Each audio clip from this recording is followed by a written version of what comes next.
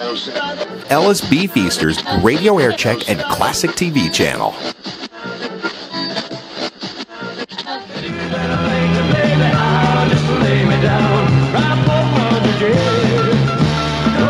From Chicago, the Lyle Dean Report.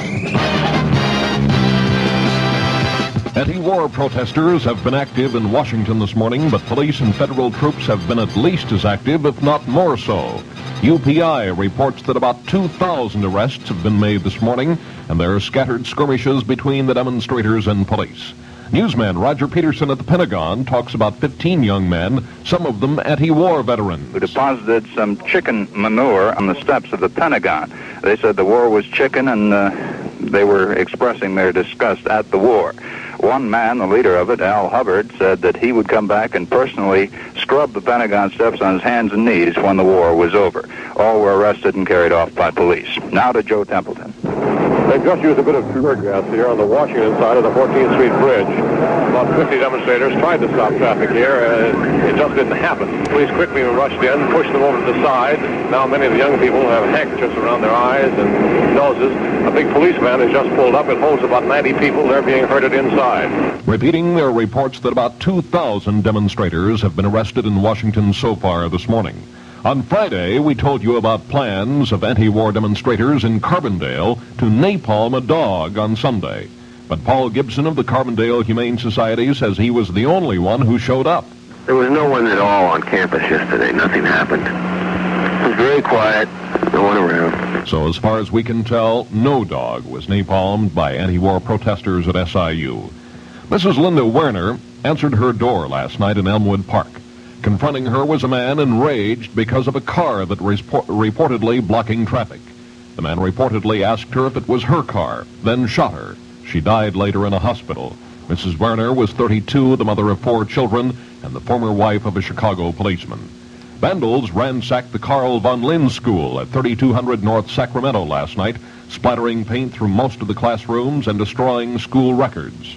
Police in Rogers, Arkansas say they may have the man who logged a lot of flying hours this weekend in a plane stolen from Pawnee Center, Kansas, landed at several spots in Illinois, including Fairfield, where the man robbed the airport manager of $30 and a tank of gas.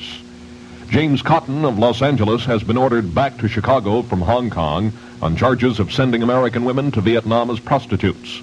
The girls claim they were tricked into going to Vietnam. State's Attorney Hanrahan is expected to testify again before a special Panther grand jury today.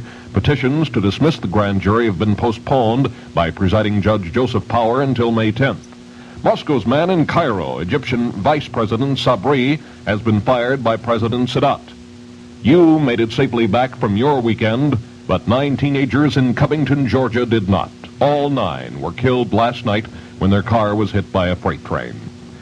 A Gallup poll in Newsweek magazine shows 51% of those interviewed think J. Edgar Hoover should retire as head of the FBI, but of the same group, 80% give the FBI a favorable rating.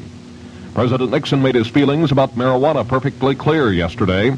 Even if a presidential commission studying marijuana suggests legalizing it, the president says he won't follow that suggestion. On the WLS Sports Line, the weekend was a good one for all Chicago teams. The Blackhawks beat the Rangers 4-2 to win the playoff series and a chance to beat Montreal Tuesday. The Cubs and Sox both won their weekend games. The Cubs play tonight in New York. The Sox have the day off. Speaking of winners, WLS Chicagoland weather gets up to 58 today, sunshine, 68, and sunshine tomorrow. The official Chicago temperature is 35 degrees at Midway after an early morning low, a record low for the state of 32. The lakefront temperature is now 40.